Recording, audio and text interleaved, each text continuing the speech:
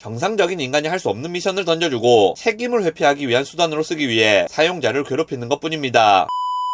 빅팀입니다. 예전에 비해서 요즘은 보안이 정말 좋아졌다는 생각이 듭니다. 그런데 보안이 강화되면 강화될수록 사용자가 불편해지는 문제가 발생합니다. 2단계, 3단계 인증이 들어가게 되면 정상적으로 로그인하는 사람 입장에서도 굉장히 불편해지는 겁니다. 옛날에는 그냥 휴대폰 켜서 바로 쓰면 됐었는데 요즘에는 지문 인식이든 뭐든 해야 화면이 열리기 때문에 그만큼 더 불편해지는 겁니다. 보안 또한 포기할 수 없는 부분이고 사용자의 편의 또한 포기할 수 없는 부분이기 때문에 이 둘은 절충을 할 필요가 있습니다. 그런데 사실 절충이 제대로 안 되는 경우가 많습니다. 사용자의 편의성 같은 경우는 좀 떨어지더라도 표시가 많이 안 나는 반면 보안 문제는 한번 터지면 난리가 나기 때문입니다. 그러다 보니까 보안을 담당하는 사람들은 사용자의 편의성을 희생시키면서 보안을 강화하고 싶어 합니다. 보안 문제가 터지면 그건 내 책임인데 사용자 편의성은 떨어지든 말든 알바노 내가 쓸 것도 아닌데 이렇게 되는 경우가 생기는 겁니다. 그러다 보면 사용자 편의성을 크게 희생시키면서 보안에는 별 도움이 안 되는 조치들이 생겨나기도 합니다. 보안에 큰 도움이 된다고 할지라도